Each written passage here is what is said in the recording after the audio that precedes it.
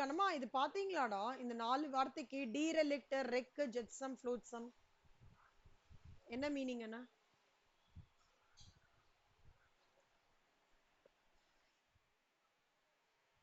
ஆமா எல்லாமே cargo related. அப்புறம் வேற ஏதாவது அண்டர்ஸ்டாண்டிங் வந்ததா?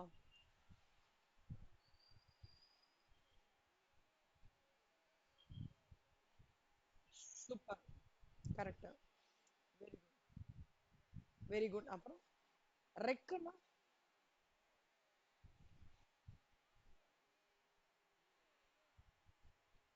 கரெக்ட். சைடுல போடுது. ஜெட்சம்னா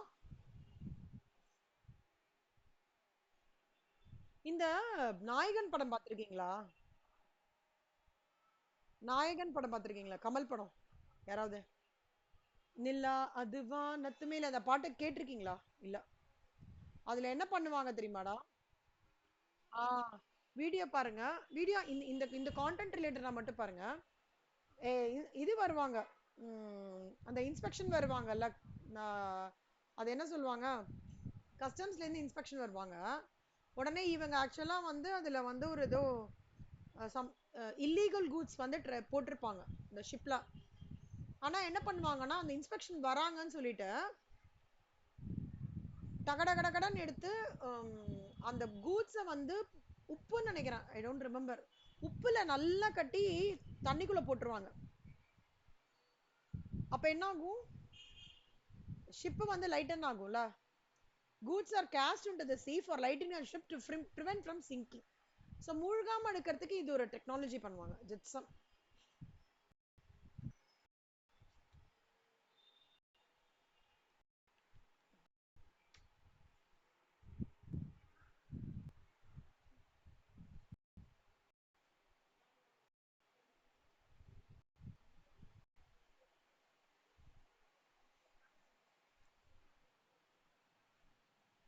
இந்த மாதிரி பண்ணுவாங்கடா மூட்டைய. அப்ப என்ன ஆயிடுது? ஷிப் சிங்க் ஆகாம இருக்கும். மூட்டையும் ஜாகிரதையா இருக்கும் ஆக்சுவலா. கொஞ்சம் for some period of time தான். ஓகேவா கண்ணா? இருங்க என்ன எக்ஸாக்டா காமிக்கிறேன். இப்ப இங்க போயிட்டு இருக்குல்லடா, இங்க ஏதாவது ஹெவியா இருக்குன்னா அந்த மூட்டையை தூக்கி தண்ணிக்குள்ள போட்டுருவாங்க. ஷிப் கிளாஸ் அப்புறம் பேசுறேன். அப்புறம் கிளாஸ் அப்புறம் பேசுறேன். அப்ப என்ன ஆகும்னா அந்த ஷிப் வந்து சிங்க் ஆகாம இருக்கும்.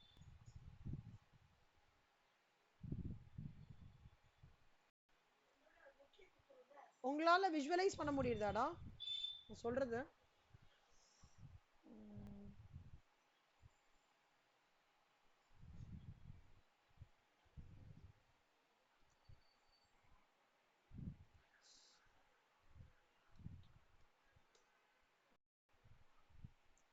இந்த மாதிரி செல்லம். அதாவது இது இதோட கனெக்டடா இல்லல்ல.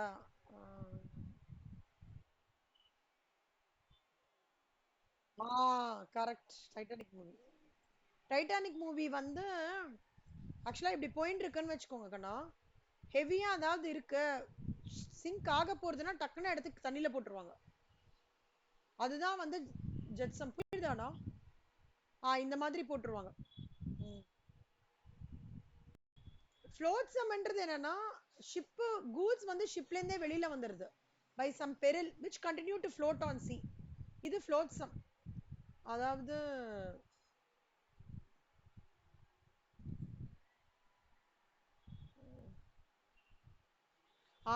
இது ஜெட்சம் செல்லம். ஓகேவா? இப்படி போடுறாங்கல்ல, ஷிப்போட கனெக்ட் பண்ணி போடுறது ஜெட்சம். எனக்கு இந்த கூட்ஸ் வேண்டாம் லெட் இட் ஃப்ளோட்னு போடுறது வந்து ஃப்ளோட்சம்.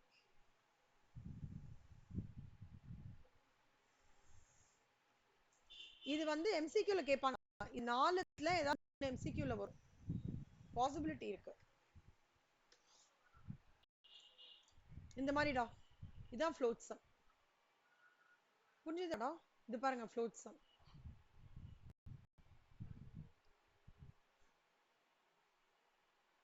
அதான் சிலதெல்லாம் டெக்னிக்கா ஃப்ளோட்சம் பண்ணுவாங்கடா.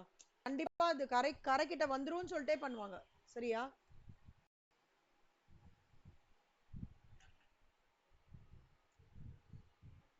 இது புரிஞ்சுதாடா? Derelict means property abandoned at sea. Hope of ரெக்கவரிங்கே கிடையாது. ரெக்குன்னா அப்படியே கரை ஒதுங்கிறதுன்னு அது. ஜெட்சம்ன்றது வந்து லைட் அந்த ஷிப்காக கூட்ஸை வந்து சீல தூக்கி போடுறது. ஃப்ளோட்ஸம்ன்றது ஷிப்புக்கும் கூட்ஸ்க்கும் சம்மந்தமே இருக்காது. பை சம் பெரில்னா பெரில்னா டேஞ்சர். அப்போ அதாவது டைட்டானிக் ஷிப்லேயே ஒரு இமேஜின் பண்ணிக்கோங்க செல்லம். டைட்டானிக் ஷிப்பே ஒரு எக்ஸாம்பிள் தானே. அந்த இதெல்லாம் எடுத்து மூடெல்லாம் போடுவாங்களே. ஆமாமா, ஹோல் மூவியே இது ரிலேட்டட் தான். கரெக்ட். தோ இந்த மாதிரிடா. ஓகேவா? ஃப்ளோட் சம் ஃப்ளாட் இந்த மாதிரி. இது நாலுத்தையும் ஞாபகம் வச்சுக்கோங்க. இது எல்லாமே டியூட்டி ஃப்ரீ ஞாபகம் வச்சுக்கோங்க. ப்ராப்பர் ஆஃபீஸரோட சாட்டிஸ்ஃபேக்ஷன்லாம் நம்ம இதை ப்ரூவ் பண்ணிட்டோம் or brought or coming into India. அது அது வருது அப்படின்னாலே தெரியாம வருதோ தெரியாது வருதோ ப்ராப்பர் ஆஃபீஸர் இது பண்ணா இது டியூட்டி ஃப்ரீ. ஓகேவா? இது ஞாபகம் வச்சுக்கோங்க. இந்த 4 விஷயமே இருக்குல்லடா, pilfered goods, remission of duty on destroyed, relinquishment of title, இந்த 4 விஷயம் கம்ப்ளீட்லி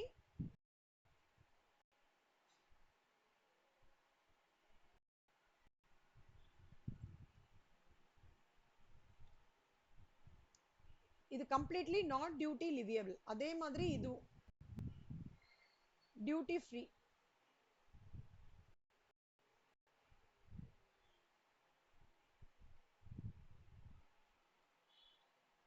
வஷிதா நேதி நீங்க அமிச்சிங்கல்ல செல்லம், ஆக்சுவலா எனக்கு ஃபைனலுக்கு அது பயங்கர யூஸ்ஃபுல்லா இருக்கும்டா. தேங்க்ஸ்டா.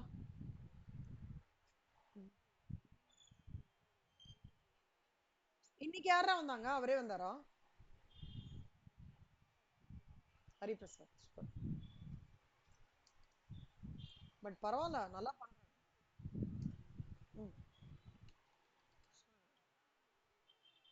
Wow, super super super, very good.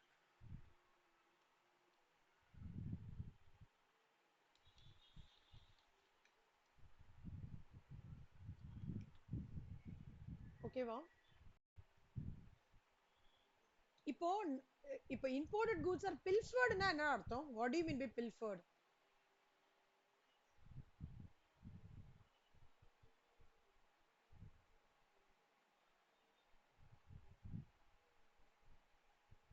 பில்ஃபர்ட்னா என்னடா அர்த்தம்?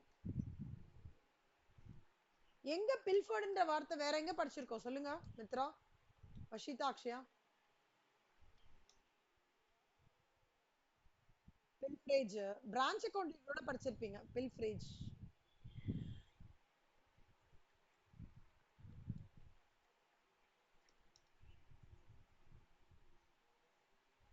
அதாவது பில்ஃப்ரேஜ்ன்றது வந்து என்ன சொல்லுவாங்கன்னா திருடின் போறதுன்னு சொல்லுவாங்க. கேள்விப்பட்டிருக்கீங்களா?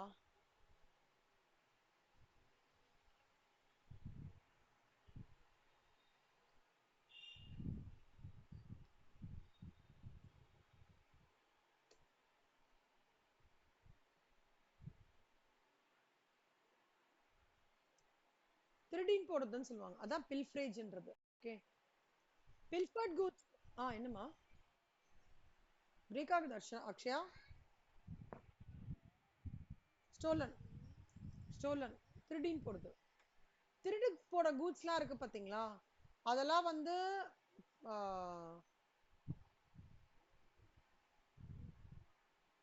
டியூட்டி கிடையாது அதுலலாம். இன்னொன்னு நான் திருடின் போறது இப்போ imported goods are all pilfered அப்படின்னா கண்டிஷன்ஸ் என்னன்னா அது உள்ள வந்திருக்கணும். எப்படி சொல்றது? Imported goods are all pilfered அப்படின்னு சொல்றாங்க conditions. Majority of the imported goods ஆக்சுவலா வந்து இந்த லக்கி பாஸ்கர்னோட படம் பார்த்தீங்களா? நீங்க சாரி நேத்துக்கே கேட்டல. அதுல வந்து இந்த கான்செப்ட் வருதுடா. எப்படின்னா இந்த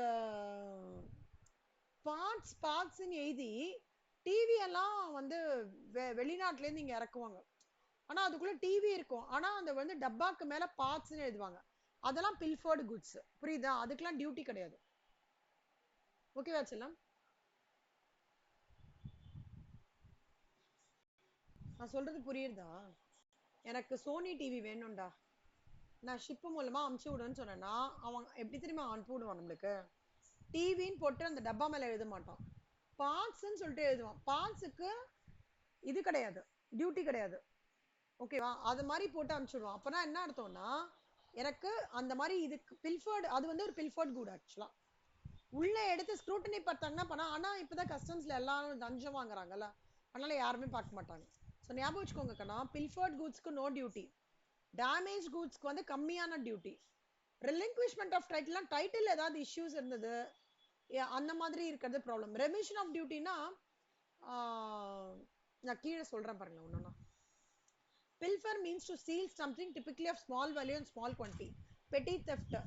If the goods are restored to the importer after pilferage, the importer becomes a... See, திருப்பி அவன் இம்போர்ட்டருக்கு வந்து அது வந்துருதுன்னு வச்சுக்கோங்களேன், திருடப்பட்ட பொருள் இம்போர்ட்டர் கையில வந்துருதுன்னா இம்போர்ட்டர் அதுக்கு டியூட்டி பே பண்ணியே ஆகணும். ஓகேவா? எப்பவுமே ஞாபகம் வச்சுக்கோங்க, இம்போர்ட்டரோட கண்ட்ரோல்லாம் அந்த கூட்ஸ் இல்லைன்னா பிரச்சனை கிடையாது. அவன் கண்ட்ரோலுக்கு வந்துருதுன்றத கஸ்டம்ஸ் ஆஃபீஸர் பார்த்தாருன்னா பே பண்ணி தான். Abatement of duty on damage or deteriorated. அதாவது இப்போ கூட்ஸ் வந்து டேமேஜ் ஆயிருக்கு, ஓகேவா, ஏதோ ப்ராப்ளம் ஆயிருக்கடா, இதுக்கு வரதுக்கு முன்னாடி கூட்ஸ் இந்தியாவுக்கு வரதுக்கு முன்னாடியே ப்ராப்ளம் ஆயிடுச்சு அந்த மாதிரி இருக்குன்னு வச்சுக்கோங்களேன். அப்போ இம்போர்ட்டர் வந்து அதை கலெக்ட் பண்ணிக்கலான்னு வச்சுக்கோங்களேன், அதுக்கு டியூட்டி கிடையாது. ஓகேவாடா? அதுக்கு தான் duty on damage goods is equal to நம்ம நேற்றுக்கு பார்த்தோம்ல ஒரு சம், அதான் அந்த சம்.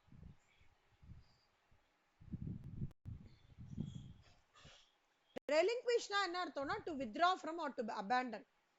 அதாவது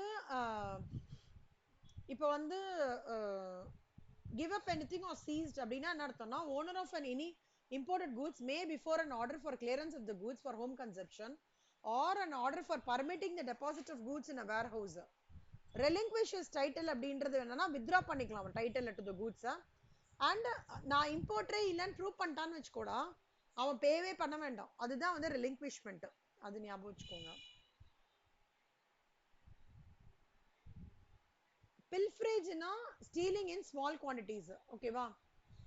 லாஸ்ட் டிஸ்ட்ரக்ஷன்னா டோட்டல் லாஸ் தான். இம்போர்ட்டர் வந்து பில்ஃபரேஜுக்கு பே பண்ணணும்னு அவசியம் இல்ல. Duty paid on the goods shall be remitted to the importer. இதுக்கு imported goods must have been pilfered after the unloading but before the proper. அதாவது டியூட்டி லயபிலிட்டி இவன் பே பண்ண வேண்டாம். எப்பன்னா ஆபீசர் பார்க்காத வரைக்கும் பிரச்சனை இல்லல, ஆபீசர் பார்த்தா பிரச்சனை. ஓகேவா? warehoused goods, இது pilferageன்றது நம்ம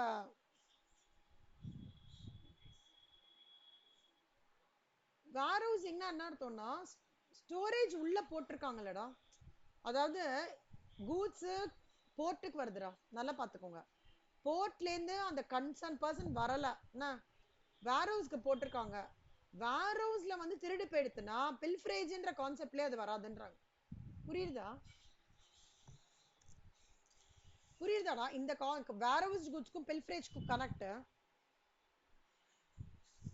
நான் திருப்பி சொல்லட்டுமா? எதுடா ஃபுல்லாவே வா, இது மட்டுமா வேர்ஹவுஸ் மட்டுமா? அதாவது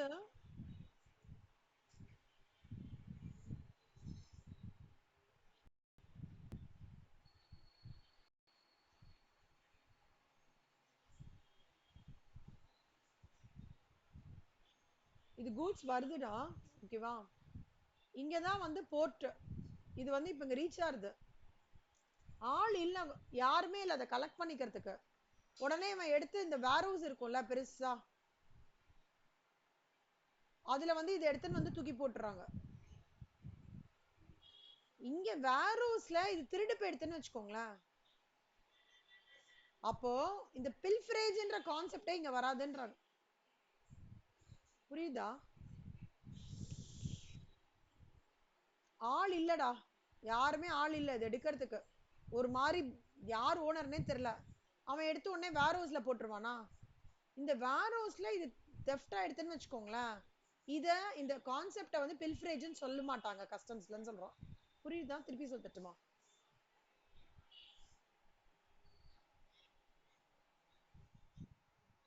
புரியுதா மித்ரா? வஷிதா புரியுதா? அக்ஷயா வணக்கடா. அக்ஷயா நீ ஏதோ டவுட் கேட்டியடா, என்னடா டவுட்?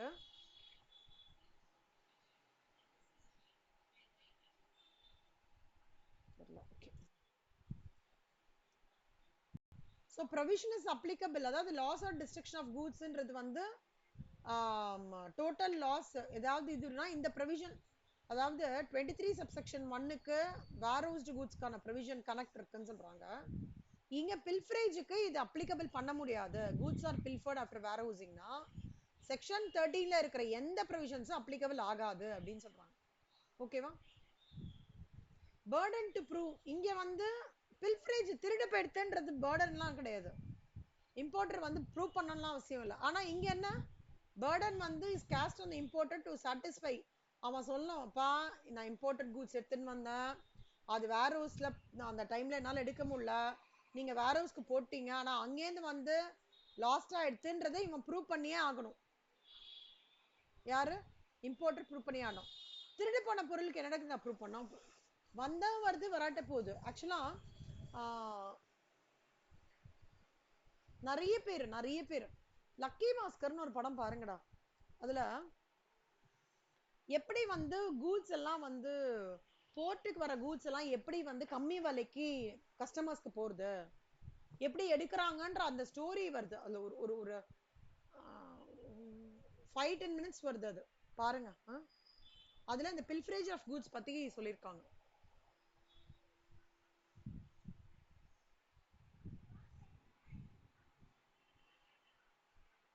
சலம் எப்ப வந்து இது வந்து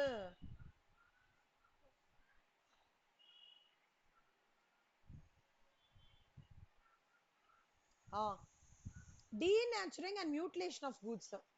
See, central government may make rules for permitting at the request of the owner for denaturing, mutilation of the imported goods which are ordinarily used for more than one purpose, so as to render them unfit for one or such purposes. Where goods are so denatured or mutilated, என்னடா நினைக்கிறீங்க denatured mutilatedனா என்னவா இருக்கும்னு நினைக்கிறீங்க?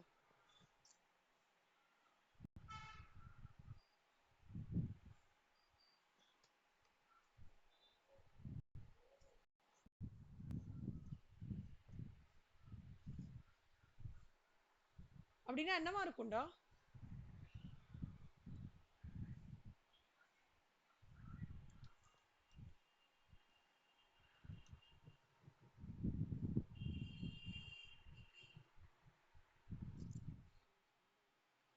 அதோட ஷேப்பே எக்ஸிஸ்டன்ஸே தெரியாம பண்ணிடுவாங்கடா. எக்ஸிஸ்டன்ஸே தெரியாம பண்ணிடுவாங்க. ஓகேவா? அந்த மாதிரி கூடு வந்ததுன்னா என்ன பண்ணணும்? என்னெல்லாம் வேர்ட்ஸ் இப்ப கத்துண்டோம் விஷிதா? இப்ப இந்த கிளாஸ் ஸ்டார்டிங்ல இருந்து நியூ வேர்ட்ஸ் கத்துனோம்ல, என்னலாம்?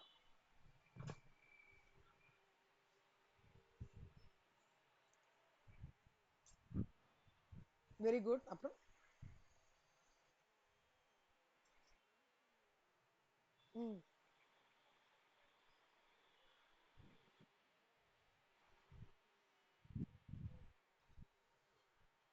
சூப்பர். இப்போ அதோட சேர்த்து மியூட்டிலேட்டட் இன்க்ளூட் பண்ணிக்கோங்க. மியூட்டிலேட்டட் டீநேச்சர்னா இட் இஸ் அதோட எக்ஸிஸ்டன்ஸே இல்லாம இருக்கிறது தான்டா டீநேச்சர் மியூட்டிலேட்டட். ஓகேவா செல்லமா? புரிஞ்சுதாடா மித்ரா? டீநேச்சரிங் மியூட்டிலேட்டட்னா இட் இஸ் லூசிங், அது வரும்போதே இட் இஸ் லூசிங் இஸ் எக்ஸிஸ்டன்ஸ்னு அர்த்தம். அக்ஷயா புரியுதா கண்ணா? ஏய் எனக்கு ஏண்டா ஸ்னிப்பிங் டூல் வர மாட்டேங்குது.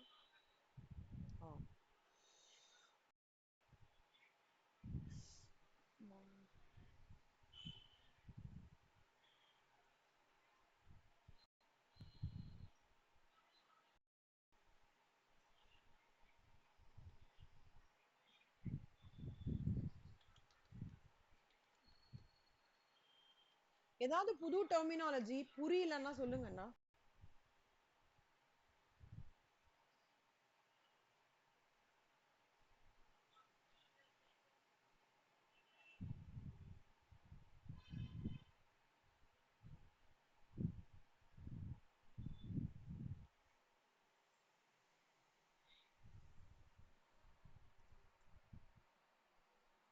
ஒருவேளை இந்த மாதிரி வந்ததுன்னு வச்சுக்கோங்கடா, அதுக்கும் டியூட்டி பே பண்ணணும் இம்போர்ட்டர். ஆனா அந்த அளவுக்கு பே பண்ண வேண்டாம், பட் கம்மி அளவுக்கு பே பண்ணோம் as per the rules and regulations of central government. ஓகேவா கண்ணா?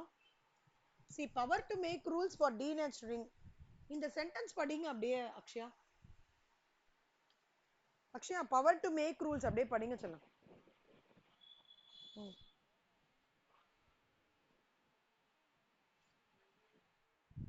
மல்டிலேஷன் சொல்லும், சாரிடா, மல்டிலேஷன் இல்ல மியூட்டிலேஷன்.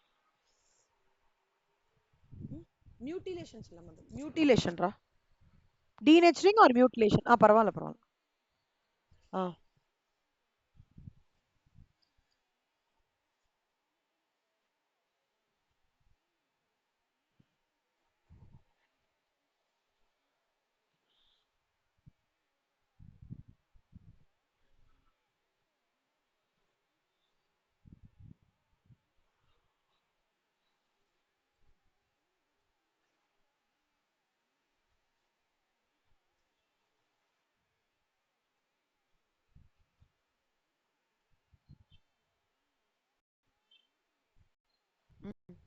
அதுக்கும் டியூட்டி அப்ளிகபிள் ஆகும்டா. ஆனா அது சென்ட்ரல் கவர்மெண்ட் வந்து அதுக்கான ரூல்ஸ் அண்ட் ரெகுலேஷன்ஸ் என்ன சொல்றாங்களோ அது பேஸ் பண்ணி பண்ணும். ஓகேவா? இது ஞாபகம் வச்சுக்கோங்க.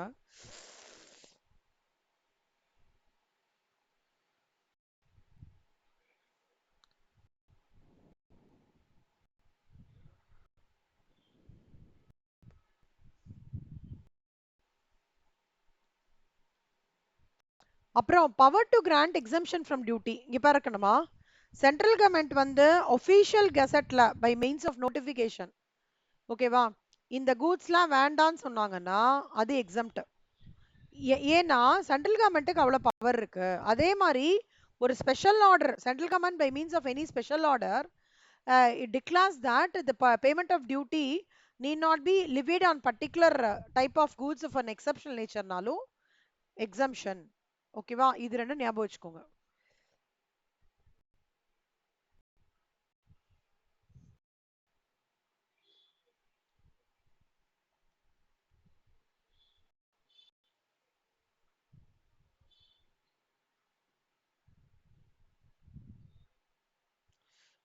Classification of imported on export goods.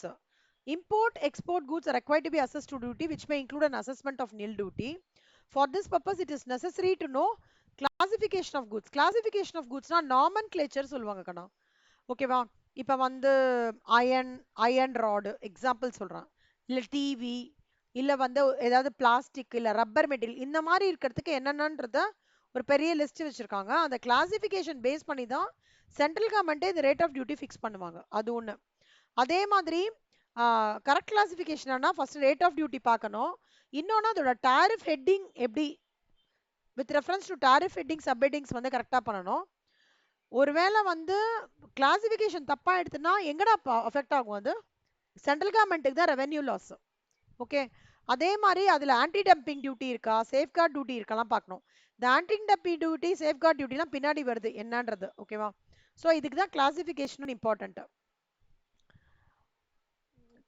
Customs tariff ஆக்ட்ல ஃபர்ஸ்ட் ஷெட்யூல் 2 ஷெட்யூல் இருக்கு. ஃபர்ஸ்ட் ஷெட்யூல் வந்து talks about all the goods for import duty. Second schedule வந்து எக்ஸ்போர்ட் டியூட்டிக்கு வந்து சொல்றது. இது ஞாபகம் வச்சுக்கோங்க கண்ணா. HSN stands for Harmonized System of Nomenclature. ஓகேவா? HSN stands for Harmonized System of Nomenclature. ஓகேவா? இது ஞாபகம் வச்சுக்கோங்க.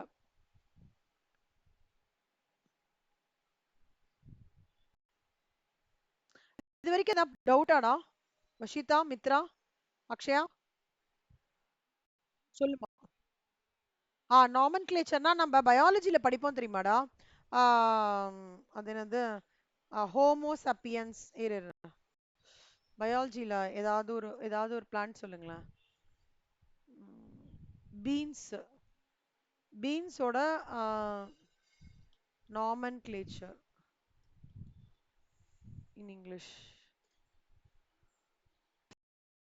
Phaseolus vulgaris. அப்படின்னா என்ன அர்த்தம்னா, அந்த சயின்டிபிக் நேம் வந்து அதுக்கு அது கொடுத்துருக்காங்க. எதுக்கு இந்த சயின்டிபிக் நேம் கொடுத்துருக்காங்கன்னா, இந்த ஃபீல்ட் ஆஃப் பாட்டனி ஏதாவது இங்க ரிசர்ச் பண்றாங்கன்னு வச்சுக்கோங்கடா, அவங்களுக்கு இந்த நேம் சொன்னாதான் கரெக்டா அவங்களால அண்டர்ஸ்டாண்ட் பண்ணிக்க முடியும். அதான் நார்மல் கிளிச்சர். இப்ப நான் ஒரு விஷயம் சொல்றேன் கண்ணா. பாட்டி கிட்ட போயிட்டு நீ டிவின்னு சொல்லுவியா இல்ல வந்து டெலிவிஷன் சொல்லுவியா? ஏன் ஏன் டெலிவிஷன் சொல்லலாம்ல பாட்டி கிட்ட? ஏன் சொல்லக்கூடாது? ஏன்னா பாட்டியோட இதுல அந்த புரியுற இடத்துல தான் நம்ம சொல்றோம். அதே மாதிரி இப்போ எந்த ஃபீல்டுல இப்போ அக்கவுண்ட்ஸ் எடுத்துக்கிறோம்னு வச்சுக்கூட பேட் டெட்னு நம்ம சொல்றோம். ஆக்சுவலா பேட் டெட் என்னன்னு சொல்லலாம் லேமன் லாங்குவேஜ்ல?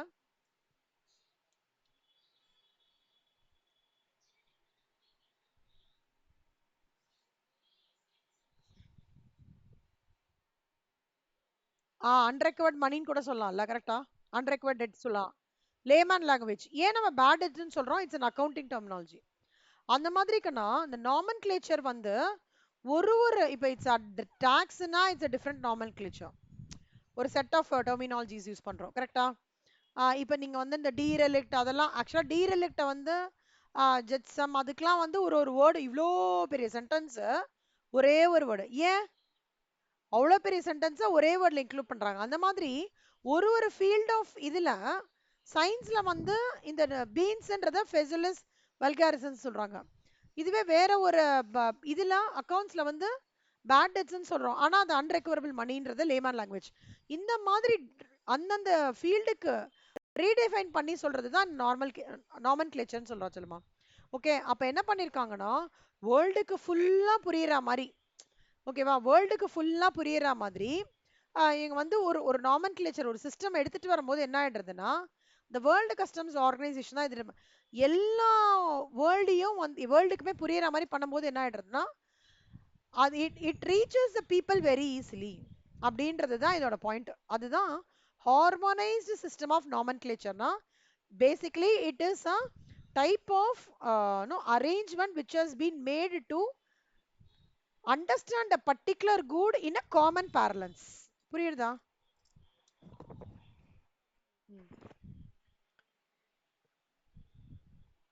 Second schedule contains what are the first schedule வந்து இம்போர்ட் கண்ணா, செகண்ட் ஷெட்யூல் வந்து எக்ஸ்போர்ட், ஞாபகம் வச்சுக்கோங்க. இப்போ நம்ம இன்னைக்கு வந்து டைப்ஸ் ஆஃப் டியூட்டிஸ் பார்க்க போறோம். Basic customs duty, protective duty, it's எல்லாம் ஐடிடி, ஜிஎஸ்டி, நான் சொல்லி கொடுத்த இல்லஸ்ட்ரேஷன்ஸ். அந்த காம்பன்சேஷன் லிவி மட்டும் நான் செக் பண்ணியிருக்கேன்டா, நான் வந்து கன்ஃபார்ம் பண்ணிடுறேன் சரியா? அது சம்ஸ் எல்லாம் முடிச்சிட்டீங்களா நீங்க? நான் சொல்லி கொடுத்த வரைக்கும் தரவா நீங்க? இதுவும் டவுட் இல்லைல்ல?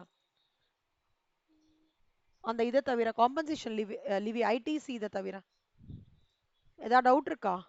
இன்டைரக்ட் டாக்ஸேஷன் அந்த ஜிஎஸ்டி பார்ட்ல ஹோம்ஒர்க் எனக்கு நான் எதுவுமே பார்க்கலே செல்லுமா. அனுப்பிச்சிருக்கீங்களா? வஷிதா, அக்ஷயா, உங்களது எக்ஸாம் டைம்ல நான் சொல்லி கொடுத்தேன்லடா, அந்த டைம்ல இருக்கிற ஹோம்ஒர்க் முடிச்சிட்டீங்களா? அதாவது அந்த எல்லா இல்லஸ்ட்ரேஷன்ஸும் முடிஞ்சாச்சு இல்லம்மா?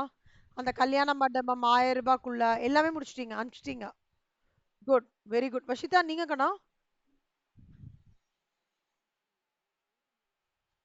இல்ல ப்ரொவிஷன்ஸ் வரைக்கும் இல்ல, அந்த சம்ஸ் போட்டு அனுப்பிச்சிருக்கீங்களா? ஆ, நீங்க அனுப்பிச்சிட்டீங்களா அக்ஷயா? சம்ஸோட அனுப்பிச்சிட்டீங்களா? வெரி குட், சூப்பர்ரா. சரிடா, நான் ஆக்சுவலா எனக்கு இந்த அன்சர்டனிட்டினால பார்க்க முடியல. அனுப்பிச்சிட்டிங்கன்னா சூப்பர், இல்லைன்னா கொஞ்சம் எனக்கு அனுப்பிச்சி விடுங்க சரியா? சம்ஸ் மெயினா பாருங்க. Mitra, how you are feeling about sums Mitra? Okay, போட்டுட்டீங்களா? போட்டுட்டீங்களா செல்லம்? சம்ஸ் போட்டு எனக்கு சூப்பர், சூப்பர், ஓகேடா, ஓகே. இங்க பாரு செல்லம்மா, பேசிக் ஓகேடா கண்ணா, thanks, all three thanks. Basic customs duty, protective duty, safeguard duty, countervailing duty on subsidise articles, anti dumping duty, IGST, இது எல்லா டைப்ஸ் ஆஃப் டியூட்டிஸும் நம்ம இம்போர்ட் டியூட்டின்னு சொல்றோம். புரியுதா? இப்ப இப்ப இது முடிச்சிட்டோமாடா, எக்ஸாம்பிள் 2 முடிச்சிட்டோம்.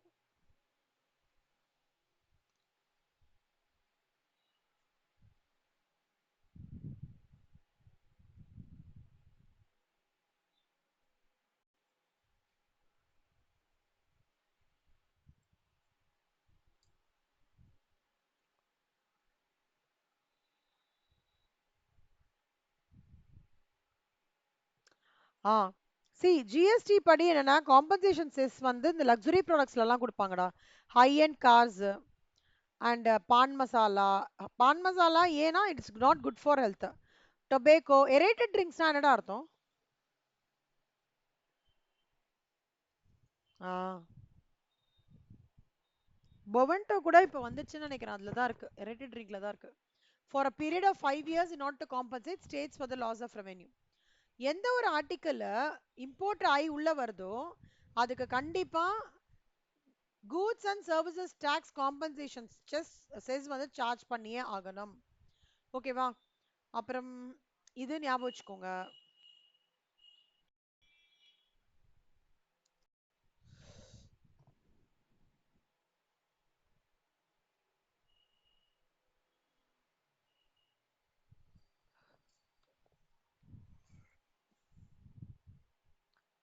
இது வரைக்கும் தான் டவுட் வருதா செல்லம்?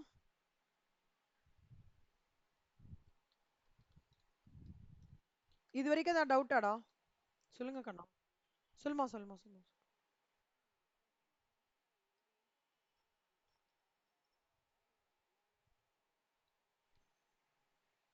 இந்த செஸ்ஸா எனி ஆர்டிக்கல்ரா imported into India. Import.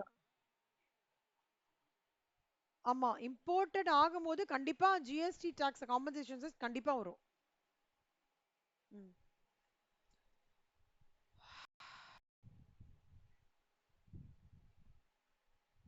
Protective டியூட்டின்னு ஒன்று இருக்குடா. ப்ரொடெக்டிவ் டியூட்டின்றது எப்படின்னா ஒரு இண்டஸ்ட்ரி இந்தியாவில் எஸ்டாப்ளிஷ் ஆயிருக்குன்னு வச்சுக்கோங்களேன், அதோட இன்ட்ரெஸ்ட்டை ப்ரொடெக்ட் பண்ணுறதுக்காக இது பண்ணுறது தான் protective duty. May impose protective duty on any goods imported in to India. இது சேஃப்கார்ட் டியூட்டின்றது என்னன்னா சென்ட்ரல் கவர்மெண்ட் வந்து பல்கா வருதுடா, ஒரு ஒரு பெரிய பல்கா ஒரு ஒரு குவான்டிட்டியில வருது. ஓகே. ஆனா அது அந்த குவான்டிட்டியில வருது வந்து it is going to be a threat to the domestic இண்டஸ்ட்ரின்னு வச்சுக்கோங்களேன். ரெண்டு விஷயம் ஞாபகம் வச்சுக்கோங்க செல்லம். ஒரு சென்ட்ரல் கவர்மெண்ட் வந்து if it satisfied that article வந்து இன்க்ரீஸ்ட் குவான்டிட்டிஸ்ல வருது, இன்னொன்று it is imported in order to cause a serious injury. இங்க மேட் இன் இந்தியான்ற கான்செப்ட், மேக் இன் இந்தியாவா மேட் இன் இந்தியாவா? அதாவது மோடி எடுத்துன்னு வந்துட்டு மேக் இன் இந்தியாவா? ஆ இப்போ மேக் இன் இந்தியான்றது நம்ம உள்ளே எல்லாம் பண்ணணும், இம்போர்ட் பண்ணக்கூடாதுன்ற அப்ஜெக்டிவ் கரெக்டா?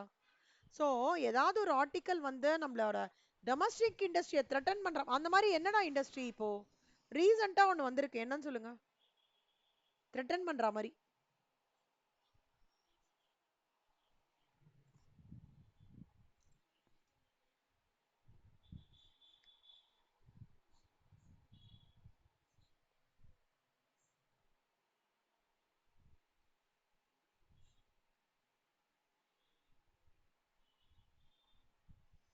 Recently it has come.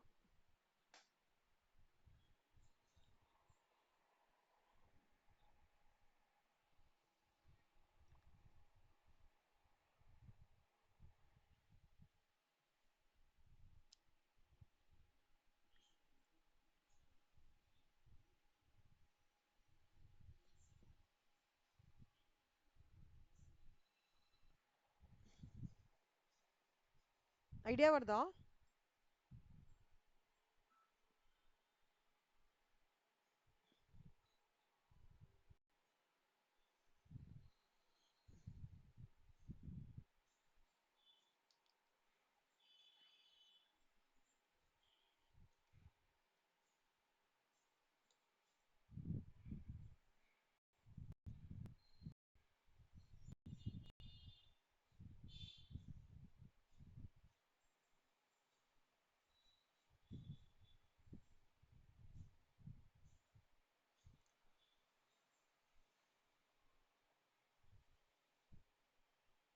உங்களுக்கு தெரியும்டா அதெல்லாம்.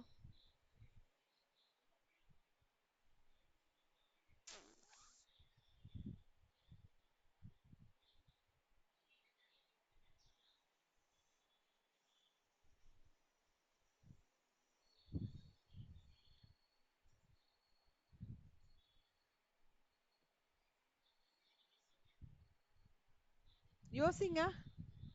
தெரியலையா?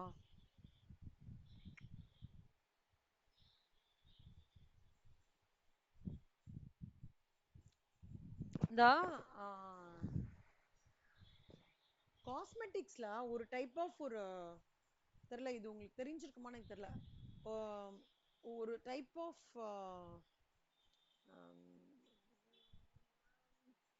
ஹேர் ரிமூவல் ஒன்று வந்திருக்கு. அந்த ஹேர் ரிமூவ் முன்னாடி லேசர்லாம் இருக்கு இல்லையா, இந்த ஹேர் ரிமூவல் என்ன பண்றது அப்படின்னா, it creates some serious pigmentations.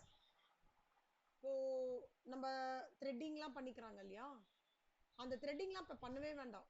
அந்த அந்த அந்த இன்ஸ்ட்ருமெண்ட் யூஸ் பண்ணா அதுவே ஆட்டோமேட்டிக்கா பண்ணிடுறது. ஆனா அதனால என்ன ஆகுறதுன்னா, இன்டெப்தா இன்சைட்ல இருக்கிற ஸ்கின்ல வந்து பிக்மெண்டேஷன்ஸ் எக்கச்சக்கமா வருதான், ஸ்கின் பிக்மெண்டேஷன்ஸ். அது வந்து it is causing damage to the domestic industry. எப்படின்னா, இப்போ கரண்டா இருக்கிற இண்டஸ்ட்ரியில நம்மளுக்கு லேசரை வச்சு தான் எல்லாம் கிளியர் அவுட் பண்ணிட்டு இருக்காங்க. தெரியும்லடா உங்களுக்கு அந்த ஹேர் ஐப்ரோஸ் ட்ரிம் பண்றது கரெக்டா.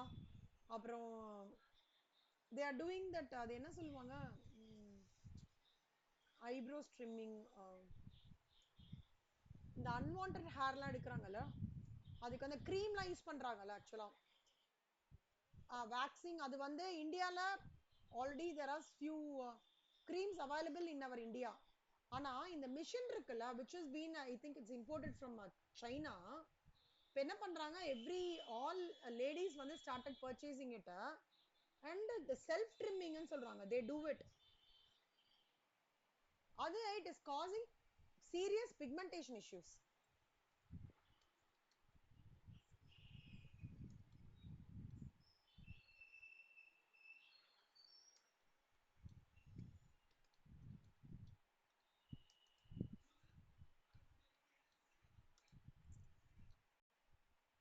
இந்த மாதிரி இல்லடா, இது ஜென்ஸுக்கு இல்ல, ஃபார் லேடிஸ் நான் சொல்றேன். நீங்க பாத்திருக்கீங்களா எனக்கு தெரியல. இந்த மாதிரி மிஷின் இல்லடா, இன்னொரு மிஷின் இருக்கு. அதுவே ஐலைனர் ட்ரிம் பண்ணி விடுறோம். இந்த பக்கம் ஐலைனர் ட்ரிம் பண்ணுவேன். ஐலைனர் யாரும் ட்ரிம் பண்ணிக்கிறீங்களா? பார்லர் போறீங்களா? 3 பேர்ல யாரா போறீங்களா? 3 பேருமே போல. சூப்பரா, வெரி குட். அப்போ ஆ ஆ ஐப்ரோஸ் ட்ரிம்மிங் யாராவது போறீங்களாடா? நீ போறல சொல்லமா. இப்போ ஐப்ரோஸ் அந்த ரோப் வச்சு எடுத்து விடுறாங்கல்லடா, அப்புறம் த்ரெட்டிங் அன்வான்ட் ஹேர்ஸ்லாமும் ஒரு க்ரீம் வச்சு கையில எல்லாம் பண்ணணும்னா கூட பண்றாங்கல்ல. இப்போ அது பார்லர்லயே போக வேண்டாம். there is no equipment which has come that is threatening in the domestic industry in the cosmetics field. என்ன பண்றாங்க, செல்ஃப் ட்ரிம்மிங் ஹேர் மிஷின்ஸ் வந்திருக்கு ஃபார் லேடிஸ். அதுவே ஐப்ரோ வச்சானா அதுவே ஐப்ரோ ட்ரிம் பண்ணி கொடுத்துரும். ஐஸ வந்து மெஷர்மெண்ட் பண்ணி அதுவே செல்ஃப் ட்ரிம் பண்ணிடும். ஓகேவா. அதே மாதிரி அதே மாதிரி வேற வேற அன்வான்ட் கைக்குன்னா அதுவே இது பண்ணிடுவான். இந்த மிஷின் கிடையாது, இது ஹேர் ட்ரிம்மர் கிடையாது, அது வந்து இன்னும் அக்யூரேட்டா பண்ணுவான். ஆனா அதனால என்ன ஆகுறதுன்னா, நம்ம டொமஸ்டிக் இண்டஸ்ட்ரியில அந்த காஸ்மெட்டிக்ஸ் அது என்னது ஃபேஷன் ஃபேஷன் ஃபீல்டில் வந்து ஏதோ பெருசா existing domestic products in India வந்து இஸ் கெட்டிங் அஃபெக்டட் அப்படின்ற மாதிரி சொல்லியிருக்காங்க. Plus it is creating lot of pigmentation, skin pigmentations problem வருது. ஓகேவா. அந்த பிளேட்ஸ் இருக்குல்ல ரொம்ப ஷார்ப்பா இருக்கிறதுனால அது that is actually disturbing the injury. இது எதுவுமே டைரக்டா வரல, எல்லாம் இம்போர்ட்டட் குடா வருது. ஓகேவா. I think it is coming from China நினைக்கிறேன், சைனாவோ தாய்லாண்டோ ஞாபகம் இல்லை, அங்க வருது. இப்போ இது இது இந்த மாதிரி வரும்போது இந்த கண்டிஷன்ஸ்லாம் சாட்டிஸ்ஃபை ஆச்சுன்னு வச்சுக்கோங்களேன், சேஃப்டி சேஃப்கார்டு டியூட்டி வந்து இம்போஸ் பண்ணவே மாட்டாங்க. Suppose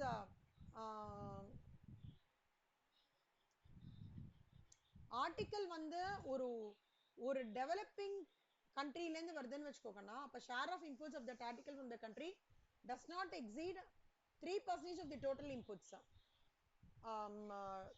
article into India. When the article is originating from more than one developing country, the aggregate of the inputs from all such countries does not exceed 9% of the total input. In the condition satisfy ஆனா aggregate import from countries வந்து shall not exceed. அப்படி இருந்தா மட்டும் தான் safeguard duty வந்து avail பண்ணிக்கலாம், இல்லனா avail பண்ணிக்க முடியாதுன்னு சொல்றாங்க. சேஃப்கார்ட் டியூட்டின்றது நல்லா ஞாபகம் வச்சுக்கோங்க. Article is imported in increased quantities article is imposed, article வந்து comes to India through threaten the domestic industry. இது ஒண்ணு. சப்போஸ் இந்த சேஃப்கார்டு இந்த சேஃப்கார்டு டியூட்டியை நான் அவைல் பண்ணிக்கணும்னா எனக்கு இந்த ரெண்டு கண்டிஷனும் சாட்டிஸ்ஃபை ஆகணும் அப்படின்னு சொல்றாங்க. அப்புறம் வந்து ப்ரொவிஷனல் சேஃப்கார்டு வந்து ஒண்ணுலடா, ஜஸ்ட் அப்படியே கோ த்ரூ பண்ணிக்கோங்க.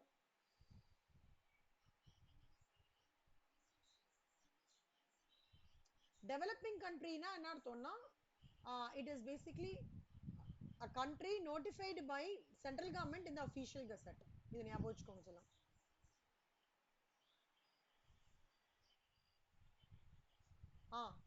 இது இது முக்கியமான point.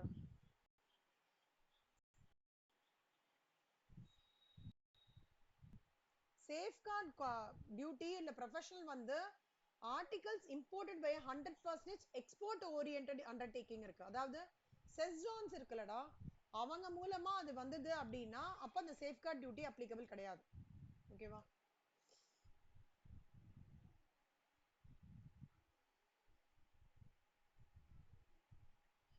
countervailing duty on subsidized articles.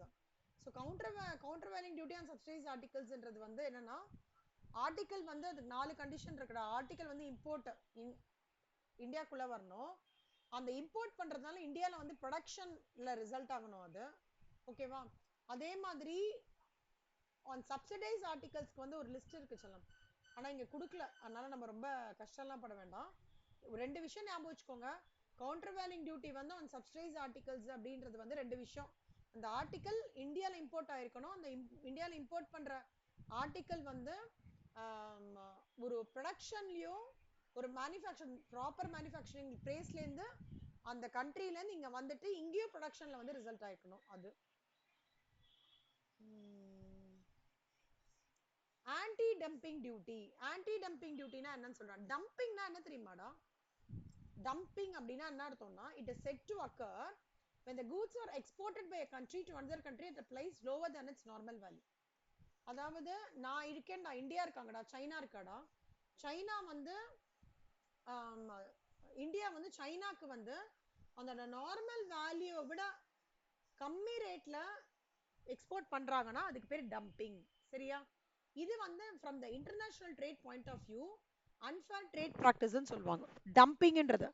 Anti டம்பிங்ன்றது என்ன அர்த்தம்னா, இந்த இந்த டம்பிங் சிச்சுவேஷனால ஒரு சிச்சுவேஷன் அரைஸ் ஆகுது இல்லையா, அதை ரெக்டிஃபை பண்றதுக்காக யூஸ் பண்ற வேர்டு தான் ஆன்டி டம்பிங். டம்பிங்னா என்னடா? டம்பிங்னா ஜென்ரலா என்ன சொல்லுவாங்க? திணிக்கிறது தானே சொல்லுவாங்க. ஆன்டி டம்பிங்னா ஆப்போசிட், திணிக்காம இருக்கிறது. கரெக்டா? ஸோ டம்பிங்ன்றது லோவர் ப்ரைஸில் கொடுக்கறது. ஆன்டி டம்பிங் இந்த லோவர் ப்ரைஸில் கொடுக்குற கண்ட்ரீஸ்லாம் ஐடென்டிஃபை பண்ணி அதுக்கான ரெக்டிஃபிகேஷன்ஸ் பண்ணுறது. இது வந்து WTO தான் இதோட ஃபெசிலிட்டேட்டர். ஓகே, இப்போ இந்த conditions to impose anti dumping duty என்ன? ஒரு ஆர்டிக்கல் எக்ஸ்போர்ட் ஆயிருக்கணும். ஒரு ஆர்டிக்கல் வந்து from any country or territory to India by importer வந்து ஃப்ரம் எனி கண்ட்ரியாக இருக்கலாம், டெரிட்டரி டு இந்தியாவை நார்மல் வேல்யூ கம்மியாக பண்ணியிருக்கலாம். ஆனால் ஒரு விஷயம் என்னன்னா, ஆர்டிக்கல் இம்போர்ட் ஆயிருக்கணும். ஓகேவா? இதில் ஒரு ஒரு விஷயம் ஞாபகம் வச்சுக்கோங்கன்னா, மார்ஜின் ஆஃப் டம்பிங்ன்ற ஒரு டெர்மினாலஜி இருக்கு. மார்ஜின் ஆஃப் டம்பிங்னா என்ன அர்த்தம்னா, normal value less the export price. அதுதான் மார்ஜின் ஆஃப் டம்பிங்கோட மீனிங். இப்போ இதெல்லாம் போட்டுடுறேன்டா. இது வரைக்கும் புரியுறதாடா? ஏதாவது டவுட் இருக்கா? குட்டி குட்டி குட்டியா இருக்கும் நிறைய விஷயம்.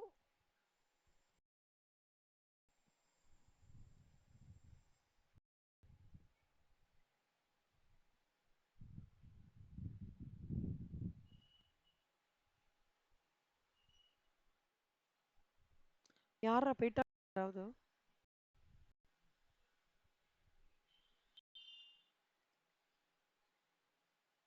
அக்ஷயா புரியுதா? அக்ஷயா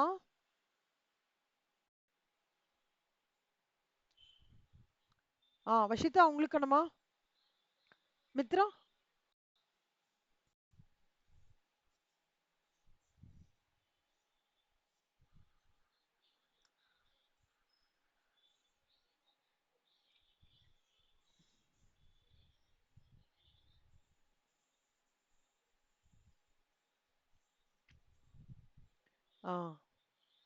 illustration 1.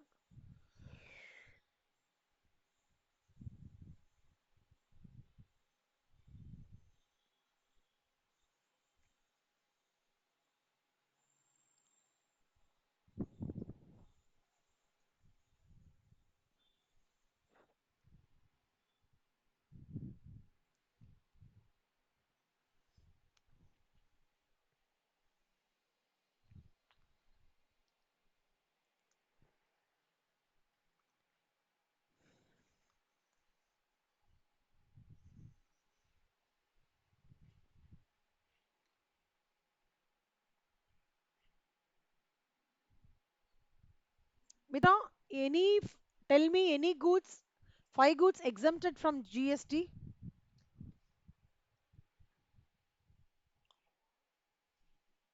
Mm. Good. அப்புறம்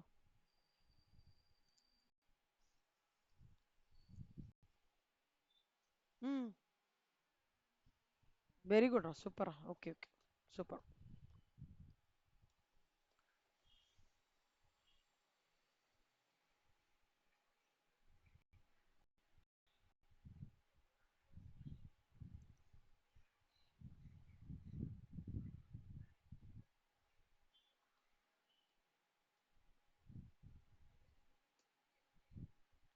ஓகே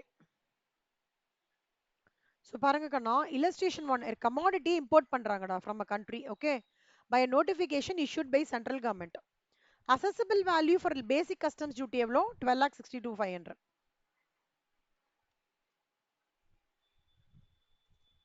quantity imported எவ்வளோ 500 kgs ஓகேவா 500 kg import பண்றாங்க அப்புறம் பேசிக் கஸ்டம்ஸ் டியூட்டி எவ்வளோ 10% ஐஜிஎஸ்டி எவ்வளோ 18%.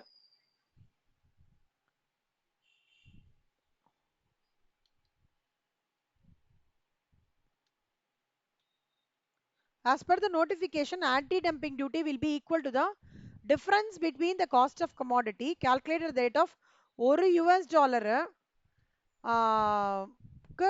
ஒரு கேஜிக்கு ஒரு ஒரு கேஜிக்கு 50 US டாலர்ஸ் ஓகேவா ஒரு யூஎஸ்டிக்கு 70 ரூபா சொல்றாங்க the landed value of the commodity is imported sorry landed value of the commodity as imported normal duty anti dumping duty சொல்லுமா இப்ப ஃபார்மட் நல்லா பார்த்துக்கோங்க ஃபார்மட் என்னன்னா first assessable value particulars amount first என்னது அசஸபிள் வேல்யூ ஓகேவா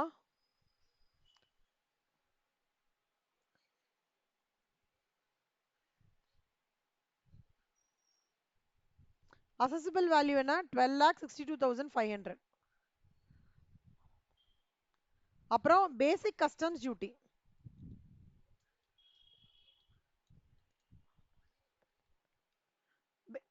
10% ஓகேவாடா இதுல social அது என்னது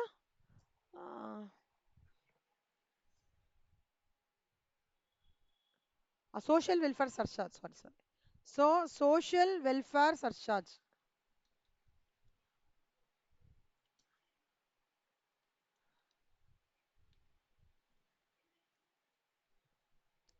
இதுல 10% ஓகேவா இப்ப இதெல்லாம் சேர்த்து என்ன வரும் landed value of imported goods ஓகேவா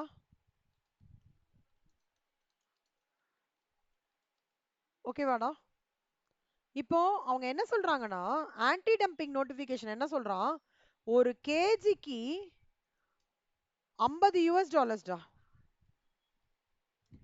ஓகேவா அவன் மொத்தமா எவ்வளோடா கேஜி பண்றான் 500 கேஜியா இப்போ 500 கேஜிக்கு நான் எவ்வளோ இருக்கும் 500 இன்ட்டு 50 அப்பனா எவ்வளோ யூஎஸ் டாலர்ஸ் 25,000 US டாலர்ஸா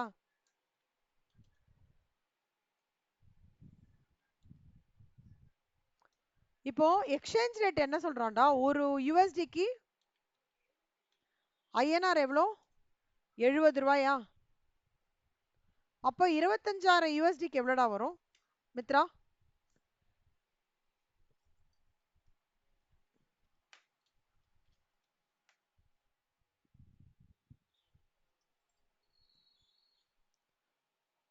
$17,50,000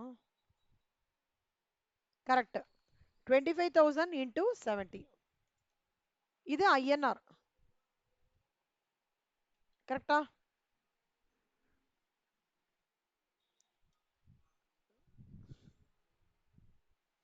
அப்போ இது ஒரு கால்குலேஷன் வச்சுக்கோங்க கண்ணா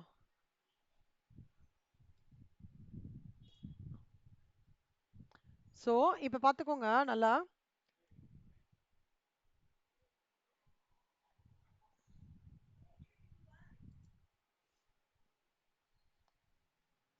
17,15,000 இவங்களோட கரன்சி கன்வர்ஷன் வருதுடா.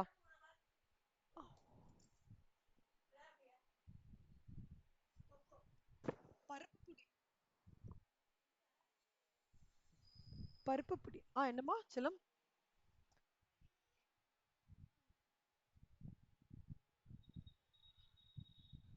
ஆமா செல்லம்மா. ஏன்னா இவங்க சொல்றாங்கல்ல நோட்டிபிகேஷன் படி ஆன்டி டம்பிங் டியூட்டி எடுத்துக்கணும். இங்க டம்பிங் ஏதோ ஆயிருக்குடா, அதனால ஆன்டி டம்பிங் டியூட்டி வந்து இங்க வருது. அதனால நம்ம இந்த காஸ்ட் ஆஃப் கமாடிட்டி அந்த டிஃபரன்ஸை வந்து நம்ம எடுத்துக்கணும். Actually landed value of imported goods இதுதான்டா. ஓகேவா? ஆனா இது வந்து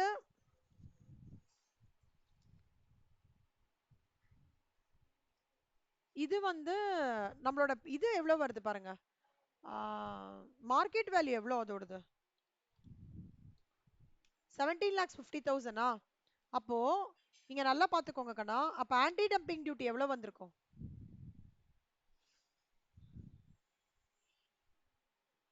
ஆன்டி டம்பிங் டியூட்டியோட ஃபார்முலா என்னன்னா, இதுல இருந்து இது 3,48,625. புரியுதா? இவங்க வந்து என்ன பண்ணிருக்காங்கன்னா, நம்மளுக்கு இம்போர்ட் பண்ணும்போது வேல்யூவோட கம்மியா பண்ணிருக்காங்க. 14 லட்சம் ரூபாய் பண்ணிருக்காங்க. ஆன்டி டம்பிங் டியூட்டினா என்ன அர்த்தம்? What is dumping? Dumping is a scenario where the goods are imported into India at a price less than the actual value. 14 லட்சம். ஆனா அதோட மார்க்கெட் வேல்யூ எவ்வளோ? 17.5 லட்சம். ஆன்டி டம்பிங் டியூட்டி என்ன? 3,48,625 ரூபா. புரியுதா?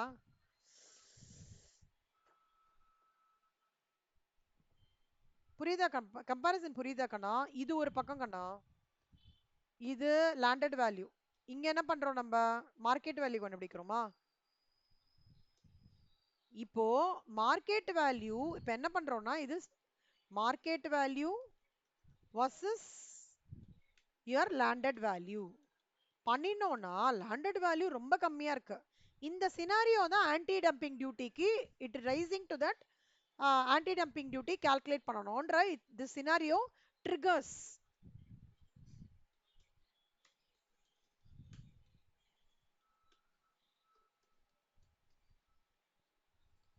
ஓகேவாடா? என்னம்மா சொல்லுமா? லேண்டட் வேல்யூன்றது அந்த போர்ட்லேருந்து எடுத்துட்டு வராங்கல்லடா, இந்த கூட்ஸ்லாம் போர்ட்டுக்கு வந்துடுதுடா. ஓகே, ஆக்சுவலாக அதோட 12,62,500 தான் இது. ஆனால் கஸ்டம்ஸ் போட்டு சோஷியல் வெல்ஃபேர் சார்ஜ்லாம் போட்டு அவன் போர்ட்லேருந்து கிளியர் பண்ணி இம்போர்ட்டர் எடுத்துட்டு வரணும்ல, கஸ்டம்ஸ் ஆஃபீஸருக்குலாம் பச்சா கொடுக்குறான். அந்த வேல்யூ இது 14,01,375. ஆனால் அவனோட ஆக்சுவல் வேல்யூ ஆஃப் இந்த 500 குவான்டிட்டி இம்போர்ட் பண்ணியிருக்கானா, அதோட ஆக்சுவல் மார்க்கெட் வேல்யூ எவ்வளோ தெரியுமா? 17.5 லட்சம் ரூபாய். புரியுதா? ஆன்டி டம்பிங் டியூட்டி என்ன இது? ஆன்டி டம்பிங் டியூட்டி, dumpingனா என்ன? The goods are exported by a country to another country, the price lower than its normal value. Anti dumping duty என்ன பண்ணும்? It rectifies the situations when the goods are being sold, goods are being imported to another country at a lower value than the actual market value. அந்த correction process தான் anti dumping duty. இதனால என்ன ஆகும் தெரியுமா? அந்த fair competition வந்து maintain ஆகும். புரியுதா?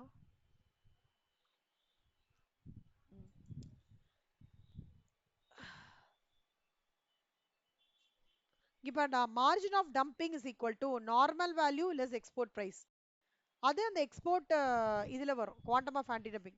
நம்மளதுல என்ன இங்கே ஆக்சுவலா மார்க்கெட் வேல்யூ இவ்வளோ, லேண்டட் வேல்யூ இவ்வளோ, அப்போ நம்மளோட டிஃபரன்ஸ் எவ்வளோ வருது? இதுதான் ஆன்டி டம்பிங் டியூட்டி. புரிஞ்சுதா கண்ணா?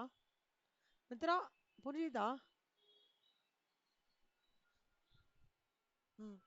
அப்போ இந்த வேல்யூ பிளஸ் இந்த வேல்யூ இப்படி சேர்க்கும் போது தான்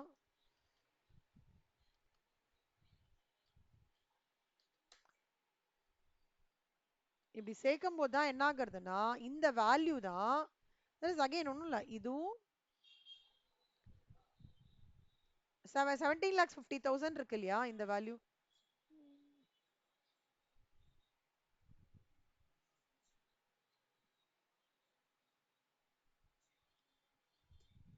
இந்த 17,50,000 இருக்கு இல்லையாடா, இதுதான் ஐஜிஎஸ்டிக்கு கால்குலேஷனுக்கு நம்ம எடுத்துப்பாங்க. அப்படின்னா என்ன அர்த்தம்னா, நீ எப்படி வேணா கொடுத்தானா நான் அக்செப்ட் பண்ணிக்க மாட்டேன், இதோட வேல்யூவேஷன் நீ கரெக்டா பண்ணாதான் நான் எடுத்துப்பேன் அப்படின்னு சொல்றதுதான் ஐஜிஎஸ்டியோட work. So value for living living IGST என்ன 17,50,000. ஓகேவா? இதுல IGST எவ்வளோடா?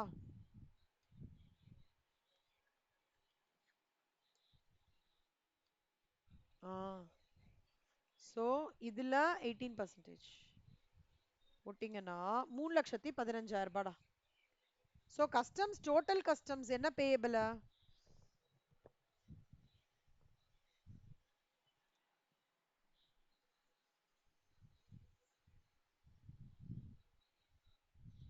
So total customs payable is equal to basic, okay, social welfare இது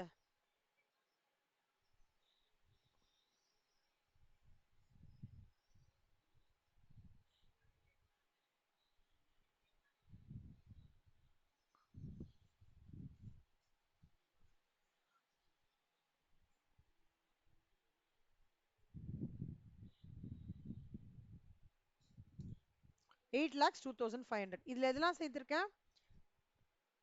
PCT plus SWS plus anti dumping duty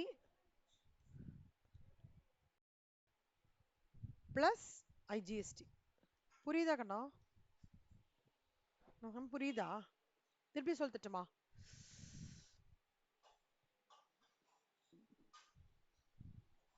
திருப்பி சொல்லட்டுமாடா? புரியுதா?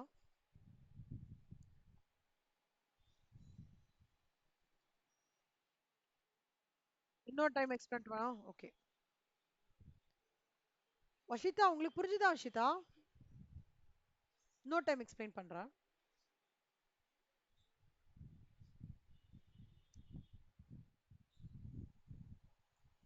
அக்ஷயா உங்களுக்கு புரிஞ்சுதாடா? ஓகே.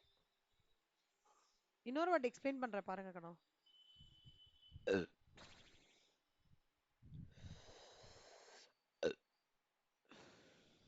சாரி.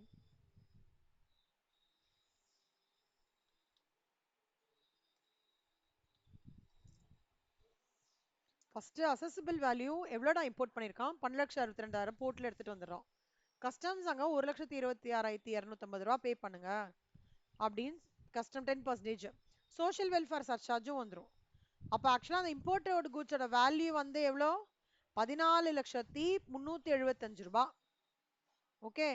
ஆனா சம்பளம் என்ன கொடுத்துருக்கான் நோட்டிபிகேஷன் படி? Anti dumping duty will be equal to the difference between the cost of commodity calculated and the landed value. இதுதான் landed value, land ஆகிற வேல்யூ. அப்ப நான் இது எப்படி கண்டுபிடிப்பேன்?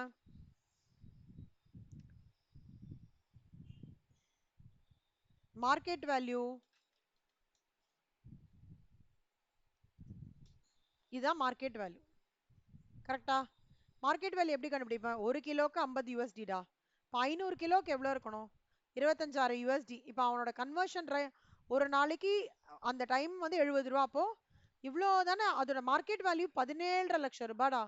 அப்ப எவ்வளோ கம்மியா வித்திருக்காம? 3,48,625 ரூபா டிஃபரன்ஸ்ல இவங்க இம்போர்ட் பண்ணிருக்காங்க. புரியுதாடா? அப்போ ஐஜிஎஸ்டி சும்மா விட மாட்டான்டா. ஃபுல்லா கிளறி இந்த வேல்யூக்கு நீ வித்திருக்கானா எனக்கு இந்த வேல்யூக்கு தான் நீ டியூட்டி பே பண்ணும், நீ என்ன வேணா தில்லுமுள்ளு பண்ணிக்கோன்ட்டு. இதுதான் இந்த இது இருக்குல்ல, this is called as anti dumping duty. Okay. அதுல 3,15,000 ரூபாய். இப்ப இங்க டியூட்டி டாக்ஸ்லாம் எது வருது? இது ஒண்ணு, இது ஒண்ணு, அப்புறம் இவன், அப்புறம் இவன். இவெல்லாம் சேர்ந்து என்ன பண்றானா கஸ்டம்ஸ்ல சொல்றான் இவன் எல்லாத்தையும் சேர்த்து பே பண்ணுன்றான். அதனால தான் இந்த அமௌண்ட். புரியுதாடா? திருப்பி சொல்லட்டுமா? அஷிதா நல்லா புரியுதா? டவுட் இருக்குன்னா சொல்லுங்க. பேசிக் சம் இது. ம். அஷிதா நாளைக்கு நீங்க போகும்போது அந்த சாரோ யார்கிட்டயும் கேக்குறீங்களாடா? தத்தேன்னு சொல்லிட்டு ஒரு புக் இருக்குடா, Datey. Datey for income tax, indirect tax. ஓகேவா? இவர் தான் விஎஸ் தத்தே. சூப்பரா எழுதுவார்டா. நாங்க படிக்கும் போது இவரோட புக்கு தான் உட்காந்து படிப்போம். For indirect tax. டைரக்ட் டேக்ஸ்க்கு சிங்கானியான்னு ஒரு புக் இருந்தது. இதை தான் நான் படித்தேன். டைரக்ட் டேக்ஸ்க்கு சிங்கானியா. தெரியறதா உங்களுக்கு சிங்கானியான்னு? இவர் புக்கில் தான் நான் படித்தேன். Direct taxes law and practice. இப்போ நீங்கள் எல்லா ஆடிட்டர்லாம் பார்த்தீங்கன்னா இந்த சிங்கானியா புக் வச்சுருப்பாங்க. எனக்கு ஒரே ஹெல்ப் பண்ணா, அவர்கிட்ட கேளுங்க. யார் இருந்தாலும் ப்ரொஃபஷனல் எக்ஸாம்ஸ்க்கு லைக் இன்டைரக்ட் டாக்ஸ்க்கு வந்து தத்தை புக்கு படிக்கிற நீடு கண்டிப்பா இருக்கா? ஐசிடபிள்யூ இன்டர் இருக்குன்னு மட்டும் கொஞ்சம் கேட்க முடியுமா? நான் வந்து இன்ஸ்டியூட்ல எல்லாம் கேட்டு பார்த்துட்டேன். அவங்க வந்து அதெல்லாம் உங்க ஆப்ஷன் தான் மேம், உங்க ஃபேக்கல்டி ஆப்ஷன் தான். நீங்க வந்து ஸ்டடி மெட்டீரியல் வந்து தரோ பண்ணீங்கன்னா போதும் அப்படின்றாங்க. ஆனா நாங்கெல்லாம் படிக்கும்போது இந்த தத்தே புக்கையும் சிங்கானியும் தான் படிப்போம். ஓகேவா? கேட்டு பாருங்க. உங்களுக்கு ஏதாவது சொல்லியிருக்காங்களாடா மித்ரா, இந்த மாதிரி தத்தே அந்த மாதிரி ஏதாவது புக்கு?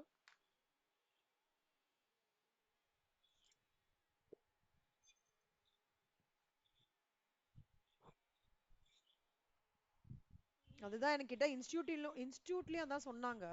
அதான் புக்குன்றது ஸ்டடி மெட்டீரியல் தானே சொல்றீங்க? அதுதான் ஃபேக்கல்டி.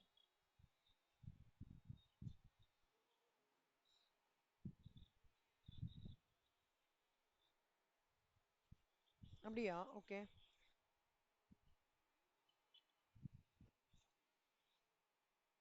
அப்படிதான்டா எனக்குமே சொன்னாங்க. இன்ஸ்டியூட்ல கேட்டேன். இப்போ ஸ்டூடெண்ட்ஸை ட்ரெயின் பண்ண போறோம்னா with recent version, updated version புக்கை நீங்க வந்து ட்ரெயின் பண்ணீங்கன்னா போதும்மா. நாங்க படிக்கும் போது எப்படி தெரியுமா, இந்த மாதிரிலாம் மெட்டீரியல் இருக்காது. ஒரு மாதிரி இருக்கும், கொஞ்சம் பேப்பர் தான் இருக்கும். அதனால எங்களுக்கு நான் இப்போ டைரக்ட் டாக்ஸ்னா பிரசாத் சார் கிட்ட போவேன்.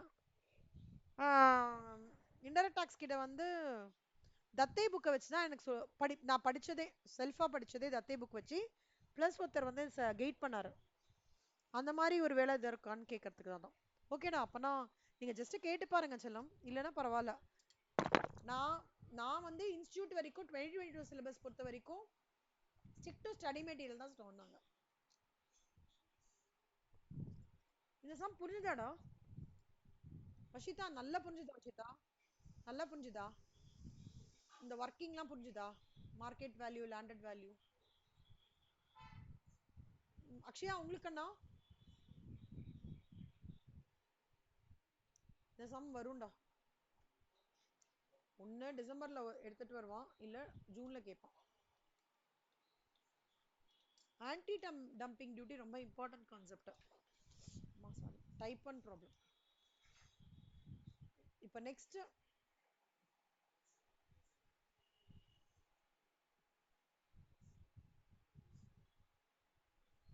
இப்போ ஆன்டி டம்பிங் டியூட்டியோட ரீஃபண்ட் வந்து எப்படி பண்றாங்க அப்படின்னு சொல்றாங்க. ஆன்டி டம்பிங் டியூட்டியோட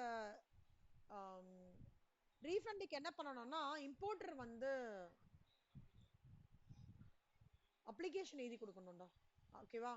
அதை வந்து சென்ட்ரல் கவர்மெண்ட் ஆஃபீஸர் வந்து ஆத்தரைஸ் பண்ணணும் ப்ராப்பரா. அப்படி பண்ணினா மட்டும் ஸ்க்ரூட்டனி பண்ணிட்டு தான் அவங்க ரீஃபண்ட் வந்து ஜென்ரேட் பண்ணுவாங்க. அதை ஞாபகம் வச்சுக்கோங்க. இது ஜஸ்ட் கோ த்ரூ பண்ணிக்கோங்க.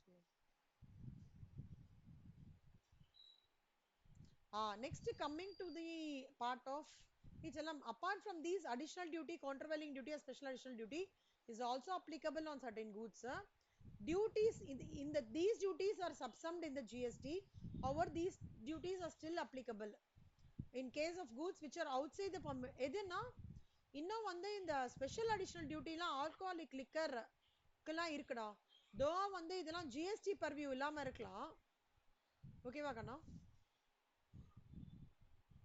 ஆல்கஹாலிக் லிக்கர்லாம் இருக்குல்ல, அதெல்லாம் ஜிஎஸ்டி பர்வியூல எல்லாருக்கலாம் இருக்கலாம், இல்லாம இருக்கலாம். ஆனா இந்த அடிஷனல் ஸ்பெஷல் அடிஷனல் டியூட்டிலாம் ஆல்கஹாலிக் லிக்கருக்கும் போடுறாங்க.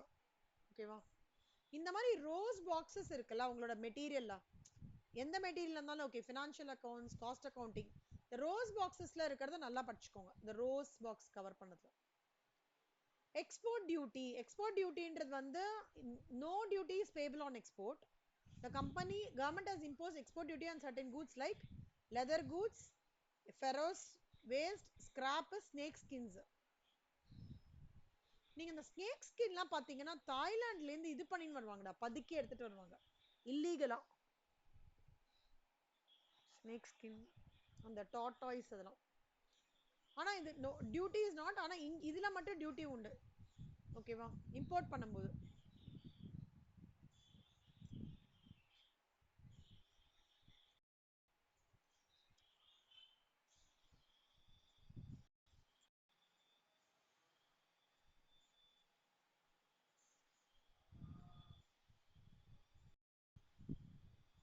Valuation rules. ஓகே, நான் இன்னைக்கு இதோட முடிக்கிறேன். இப்போ இதுல என்ன பார்க்க போறோம் அப்படின்னா ரேட் ஆஃப் எக்ஸ்சேஞ்ச் தான். இம்போர்ட்ல எப்படி, இம்போர்ட்ல எப்படி ரேட் ஆஃப், கேஸ் ஆஃப் இம்போர்ட்ல எப்படி, எக்ஸ்சேஞ்ச்ல எப்படி.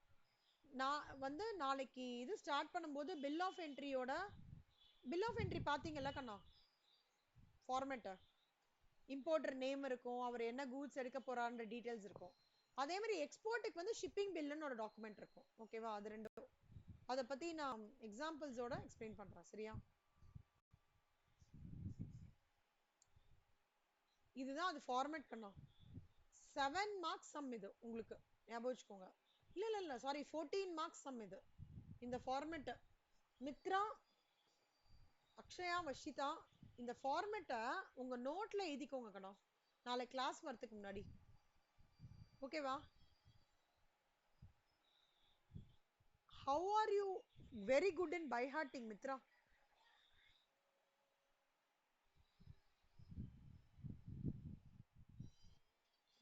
கொஞ்சம் புவர் தான், நீயும் நானும் ஒரே பீஸ்ஃபுல் இருக்க. வஷிதா நீ எப்படிடா செல்லம், பை ஹார்ட்டிங் எப்படிடா?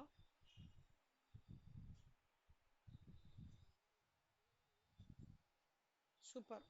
அக்ஷயா நீண்டா?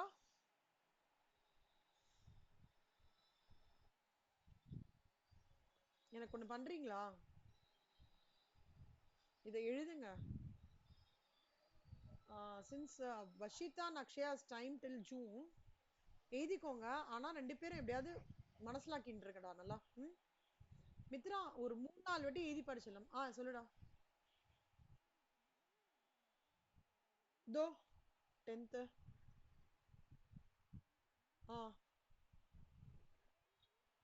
10th இருந்து 17ஆம் தேதி வரைக்கும். ஏன்டா என்னடாச்சு? ஆமா 10th இருந்து ஆரம்பிக்குதுடா. பேட்டர்ன் மாத்திட்டாங்கடா இப்போ. 1 மார்க்லாம் ஒர்க்கிங்லாம் கிடையாது, அப்படியே இங்கி பிங்கி பாங், இங்கி பிங்கி பாங்கில சும்மா சொல்றான். ஸோ வந்து அதுல மார்க்கா லெஸ்ஸா, என்னமா பேட்டர்னை மாத்திருக்காங்க கண்ணா இப்போ வந்து. நீங்க பாத்தீங்களா மிதா பேட்டர்ன் மாத்தினது? நீங்க தான் சொன்னீங்களோ எனக்கு.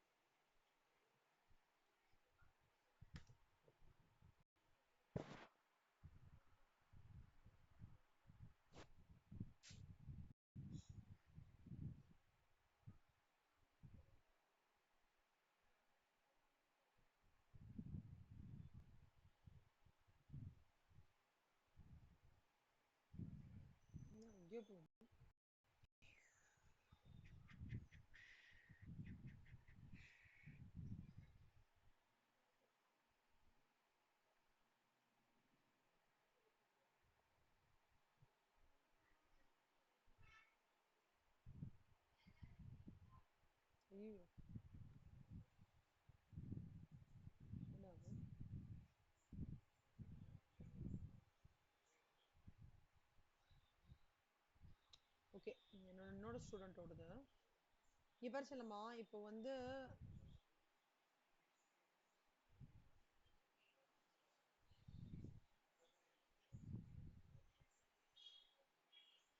இப்போ முன்னாடி எப்படி தெரியுமா இருக்கும் எம்சிக்யூ டைப்லாம் இப்போ இந்த மாதிரி இப்படிதான்டா நம்ம சப்கோட் அதெல்லாம் நார்மலா இப்படி பண்ணுவோம். இப்போ என்ன பண்ணிட்டாங்கன்னா அந்த பார்ட் ஏ கொஸ்டின்ஸ் இருக்குல்ல செல்லம்,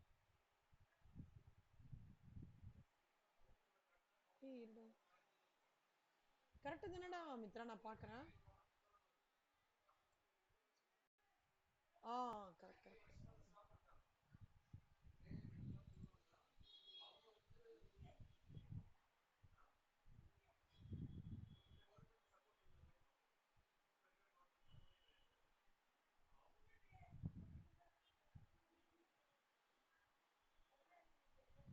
இங்க பேர் சொல்லுமா ஃபர்ஸ்ட் இருக்குல்லடா,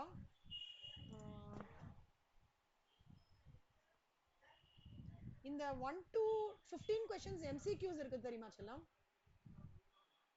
பேப்பர் பேட்டர்ன் பாத்தீங்களா ஷிகா? முன்னாடி பேப்பர் பேட்டர்ன்ல இந்த டப்பாவே இருக்காது. ஓகேவா? இதோட முடிஞ்சிரும். நம்ம சப் பண்ணிட்டு எம்சிக்யூக்குலாம் கொஸ்டின் நம்பர் எழுதிட்டு ஆன்சர் ஜஸ்டிஃபிகேஷன் பண்ணி ஆன்சர் அரே பண்ணும். இப்போ எப்படின்னா இந்த 4 பிளாக்ல நீங்க இது பண்ணா போதும். இப்போ டி ஆன்சர் கரெக்டா, பி ஆன்சர் அப்படி ரவுண்ட் பண்ணா போதும். அப்போ நீங்க ஜஸ்டிஃபிகேஷன் எதுவுமே கொடுக்கவே வேண்டாம்னு அர்த்தம். புரியுதா? ஃபவுண்டேஷன் உங்களுக்கு அப்படிதான் இருந்ததா? எனக்கு தெரியல உங்க ஃபவுண்டேஷன் எப்படின்ட்டு. ஃபவுண்டேஷன் பார்த்துருக்கேன். ஓஎம்ஆர் ஓஎம்ஆர் வந்து உங்களுக்கு ஃபவுண்டேஷன் ஃபுல் இது இருக்கும்ல, இதுக்கு வெறும் அப்ஜெக்டிவ்ஸ்க்கு மட்டும் இது பண்ணிருக்காங்க. ரிமைனிங் இந்த 7 மார்க்ஸ் 7 மார்க்ஸ் 7 மார்க்ஸ் வருதுல்ல, பேப்பர் பேட்டர்ன் பார்த்துருக்கீங்களா செல்லம்? அதுலலாம் வந்து கொஸ்டின்ஸ் ஆஸ் தீஸ் நீங்க எழுதி டீடைல்டா எழுதணும். பட் எம்சிக்யூஸ்க்கு மட்டும் நீங்க ஜஸ்ட் இது பண்ணா போதும். ஸ்டெப்ஸ்லாம் இப்ப கேட்கறது கிடையாது. இதுல கரெக்டா பி சி அப்படின்னு போட்டாலே முடிஞ்சிடும். ஆக்சுவலா எங்களுக்குலாம் இருக்கும்போது எப்படின்னா எங்களுக்குலாம் கொஷினா இருக்கும், சினாரியோ டெஸ்டிங் மாதிரி பண்ணுவாங்க. இது என்ன அட்வான்டேஜ் தெரியுமா? உங்களுக்கு வந்து ஓரளவுக்கு அதோட ஆன்சர் தெரிஞ்சா கூட போடலாம். சில பேர் ஃபார்முலா மறந்துடுவாங்க, பட் ஆன்சர் மட்டும் தெரியும் தெரியுமா? ஒரு மாதிரி லாஜிக்கல் திங்கிங் வச்சு பண்ணா கூட பண்ணிடலாம்.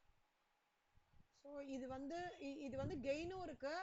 ஆனா நான் தெரியாம சி பண்ணிட்டேன்னு வச்சுக்கோங்க, டிக்கு பதிலா காலி, அவ்வளவுதான். இதுதான்டா மாத்திருக்காங்க இப்போ விஷிதா.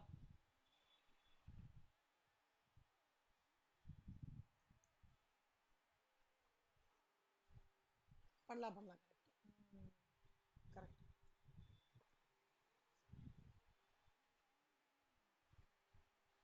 டைம் மேனேஜ்மெண்ட் தான்டா கரெக்டா பண்ணும்.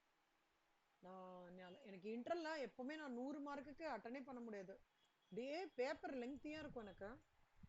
ஆனா அப்ப வந்து எங்களுக்கு அப்ஜெக்டிவ்ஸே கிடையாது செல்லம். இப்போ உங்களுக்கு அப்ஜெக்டிவ்ஸ்லாம் இருக்கா, அதனால எனக்கு சூப்பரா இருக்கு, நல்லா இருக்கு.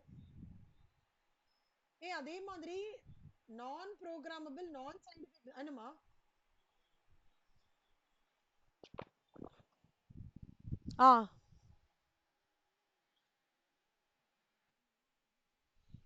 ஸ்டேஜ் 1ல ஒவ்வொன்றுத்துலயும் 40 எடுக்கணும்.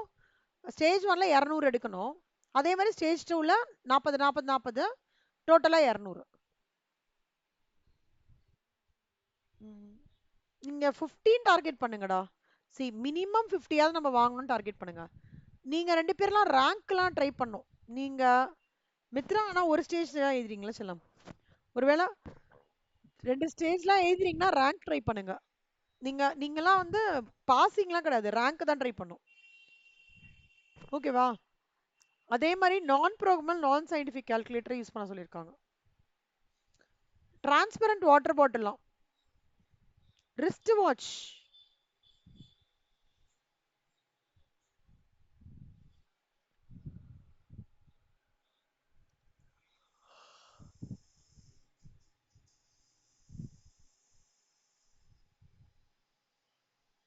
answers must be bubbled in black appropriately, and long time questions to be written in answer books page number 3 onwards to be supplied at the examination hall.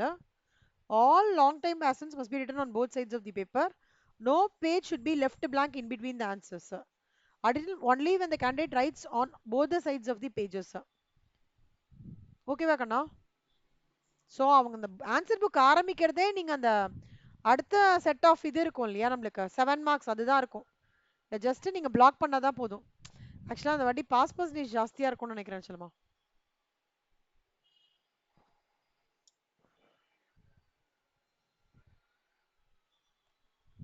சூப்பர்ல.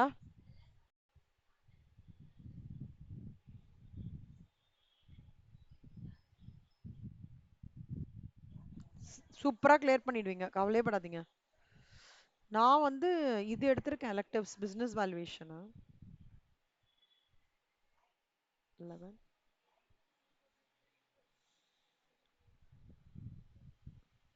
Corporate financial reporting, indirect tax, custom. Okay.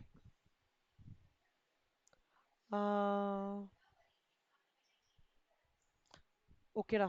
இப்போ வந்து கனவா இது valuation கண்டிப்பா சொல்றேன்டா. இது கண்டிப்பா வரும் செல்லம். ஓகேவா? இங்கேருந்து நோட் பண்ணிக்கோங்க மித்ரா. நீங்க இந்த வாட்டி எழுதுறீங்களா மித்ரா?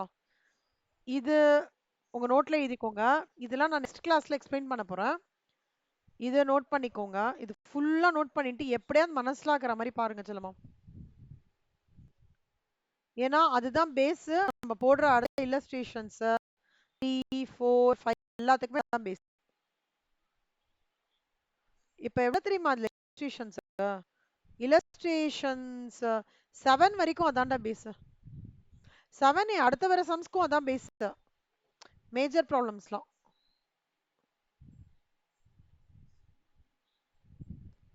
ஓகேவா? குட்.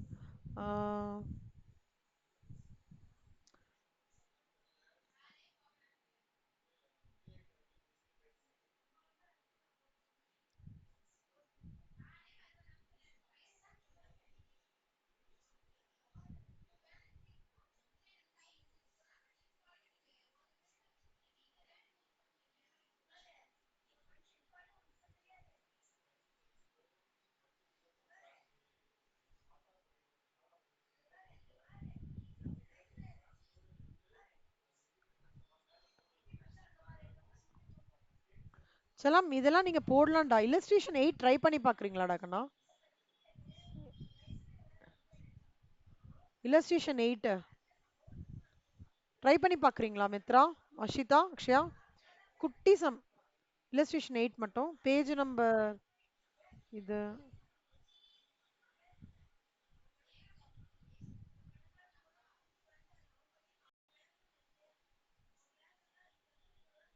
சும்மா இல்லஸ்ட்ரேஷன் 8 மட்டும் ட்ரை பண்ணுங்க. ஆனா இப்ப நான் ஒன்னு காமிச்சேன்ல, அதுதான்க்கு நான் பேஸ். ஓகேவா? சுத்தி சுத்தி பாருங்களேன், நீங்களே பாருங்களேன். கஸ்டம்ஸ் டியூட்டி, எஸ்டபிள்யூசி, இன்டர்டெகேட், இதுதான் சுத்தி சுத்தி வரும்.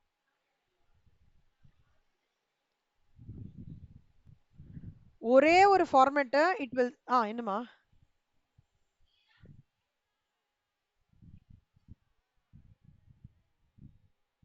10% தான். எப்பவுமே 10% தான் செல்லுமா என்ன? இப்ப எப்படி தெரியுமா, ஒரு பெரிய ஒரு கால்குலேஷன்ல ஒரு குட்டி பார்த்திருக்கோம். சரியா? போக போக போக அந்த இதுல இருந்து அப்படியே கண்டினியூட்டியா பார்ப்பீங்க. இப்ப நீங்க இந்த இந்த ஸ்ட்ரெச் பார்த்திருக்கீங்களா? அசஸபிள் வேல்யூ கொடுத்துட்டா அதுலயே நம்ம பண்றோம். கரெக்ட்டா?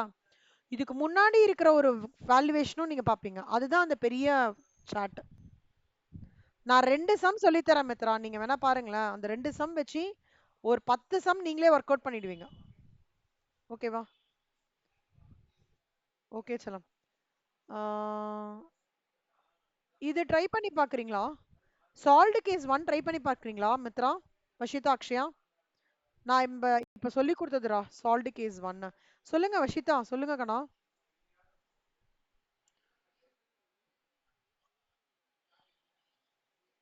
பேஜ் நம்பர் அண்ணா நிமிஷம்.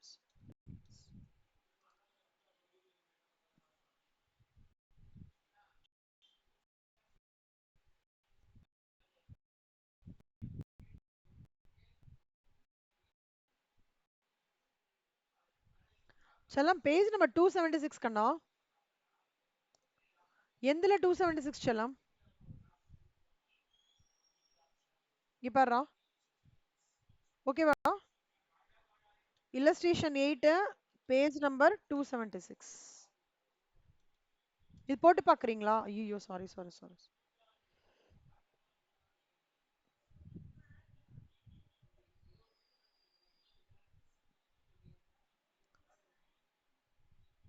ஸ்டேஜ் 1 போட்டு பாருங்க கண்ணா. நான் இப்ப அந்த கஸ்டம்ஸ்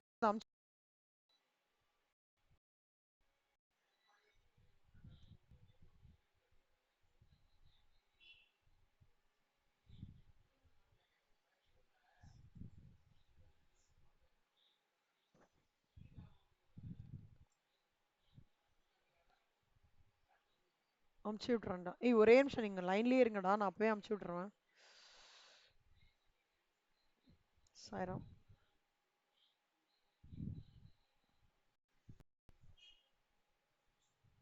வஷிதா, அக்ஷயா, மித்ரா, பாசிங்லாம் உங்க டார்கெட் கிடையாது, ஞாபகம் வச்சுக்கோங்க. ரேங்க் வாங்கணும்.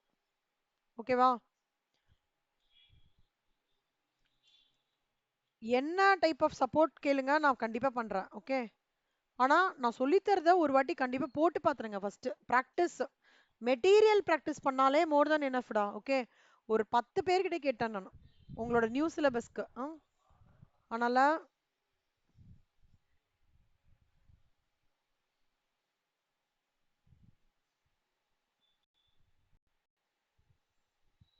ரெக்கார்டிங் சேவ் பண்ணிட்டேன், அதனால இந்த வாட்டி ப்ராப்ளம் இருக்காது. ஓகேவா?